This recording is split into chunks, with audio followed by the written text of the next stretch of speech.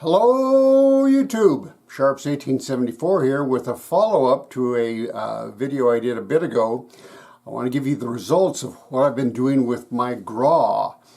But before I get started, I want to, I am not an expert on French firearms. I'm not an expert on any firearm, though I do know a little bit about a few. But anyway, I want to give credit to Bob Snell, his blog. He wrote a really excellent article on the French Gras rifle. And if you go to CNR Arsenal or ForgottenWeapons.com,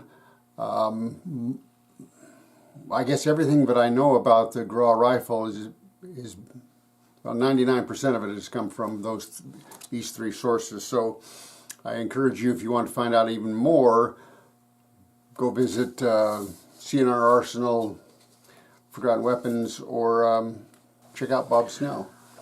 Okay, so in a few minutes you're going to see some range footage, and I've got my chronograph. If you look at my rifle, my chronograph is off to the side.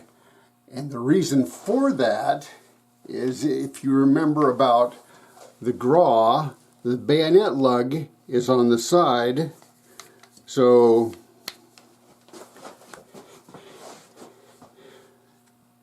able to I couldn't get it tight enough unless I put it the strap on this way, and it was just actually I had to have the strap laying down so I could see the front sight, but that's why it's on sideways. Normally I would have it underneath, as is normally the case. So that's why I did that. Alright, so let's talk a little bit about the Gras. Actually, mine is not a Gras. And, well, I guess what I should say is mine did not start out as a Gras. Back in 1866, the French built the Chassepot, and I could be pronouncing that wrong, needle rifle. That was a rifle where there was a 11mm bullet with a paper casing on it filled with gunpowder and a primer at the end. The Germans had a needle rifle, but their primer was up next to the bullet, where the French had their primer at the back. And so what you would do, let me get that chronograph off of there so it's just easier to wield this. This is a very, very long rifle, what can I say? But it is fun to shoot. Okay, chronograph is off. So what you do, you drop your paper cartridge in, close the bolt, and shoot. Now, as you can imagine, where what they call the needle, but what ignited the primer, when it's going into the paper cartridge, which was surrounded by black powder, the explosion of the powder, you went through an awful lot of needles, so it was not a very reliable rifle. Also, to prevent the gases from blowing back into the shooter's face, on the Chassepot, they had a rubber seal. That rubber seal tended to wear out often, and so the needle rifle did not last very long. So it started in 1866, and it was replaced in 74 when a military officer by the name of Basil Gras, hence the name of the Gras rifle, proposed a change to all the Chassepots. So it was decided that the French needed to have a new rifle, and they had, I think, over a million of these Chassepots and didn't know what to do with them. And so Gras said, why don't we just replace the bolt and replace the barrel? Life is grand. we can keep the receiver. And that's exactly what they did.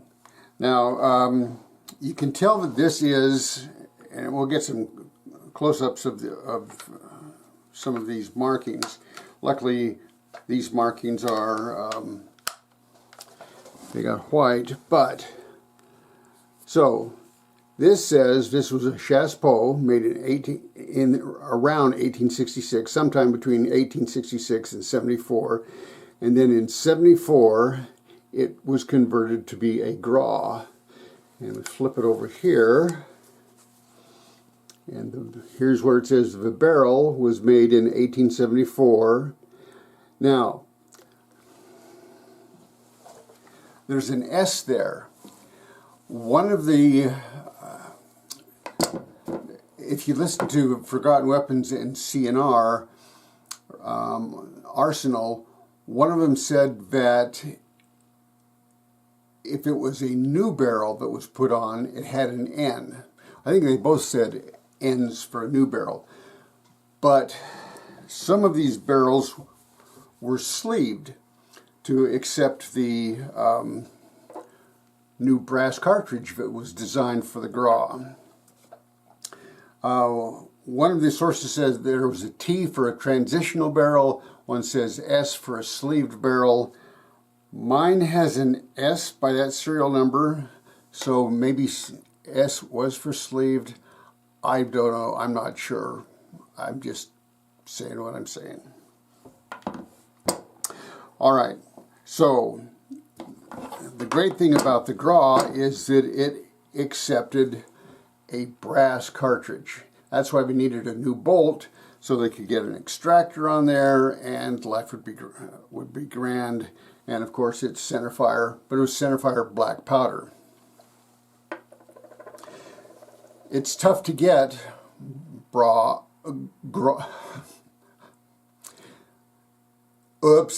it's tough to get brass that will fit the Gras rifle.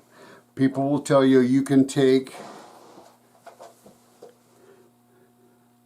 a Winchester 348 and you can neck it down, but if you neck it down, look what you get. It's not uniform.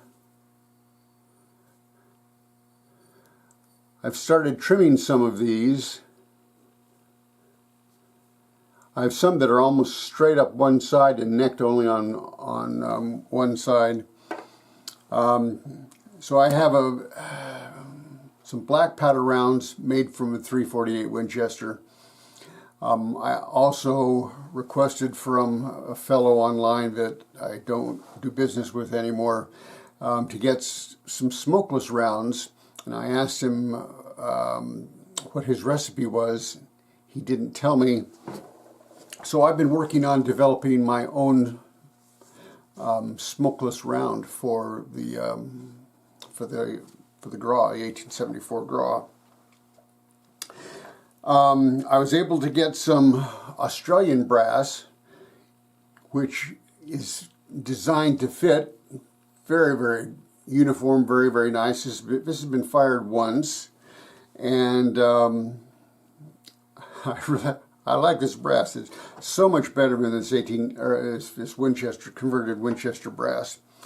And I went out to the range with my chronograph, and I knew that the Gras loads were somewhere between 1,300 feet per second and 1,400 feet per second as a black powder load. So I did some math, made some calculations. I'm a real fan of 5744 for black powder cartridges. As I've shown before, this is designed like for my 1874 Sharps for the 4590, 45100, 45120, those rounds. This is a real bulky powder, and it fills up the case nicely, and it performs nicely. So, made some quick calculations. I went out to the range. I shot one of the homemade rounds that I got from the guy that I don't deal with anymore. in both smokeless and in black powder. And then I shot my own and checked the speed. Let's take a look at that, and we'll be right back.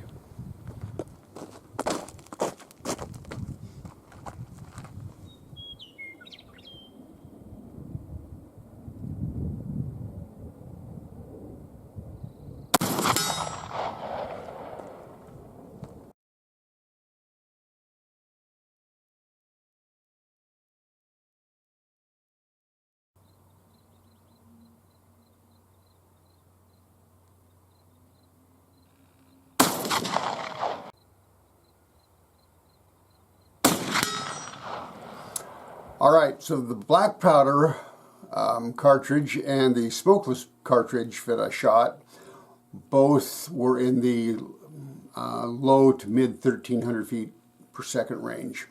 I think one was 1316 and maybe one was 1320 or something like that. And the one that I thought would be best, I thought that around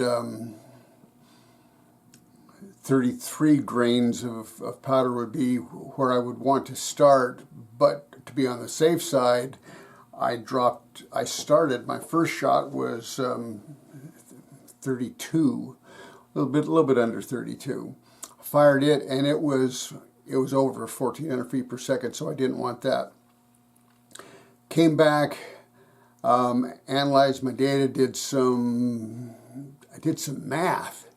And I decided that 28 grains of 5744 was going to give me pretty good results, or should be in the 1300 range, and that's exactly what I got. So I was very pleased about that. I'll put the exact numbers of what I got up on the screen. So if you're lucky enough to come and find some Aussie brass, I'll show you the box.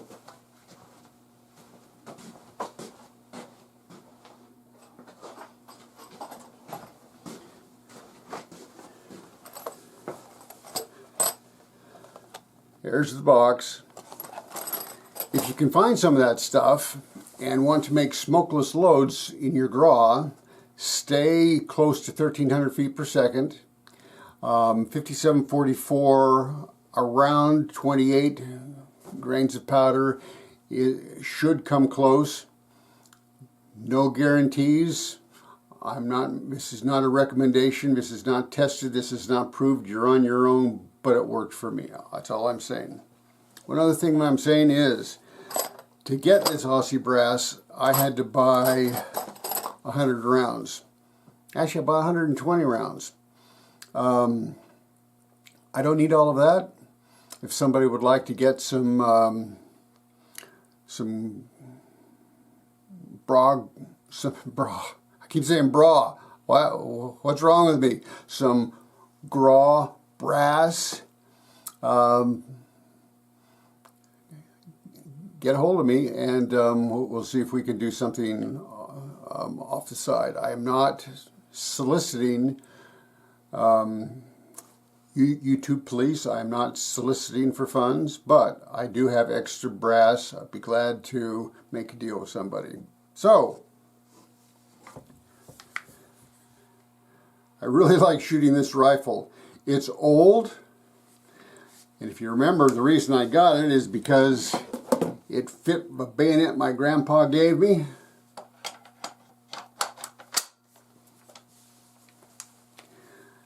And it's just kind of a cool gun.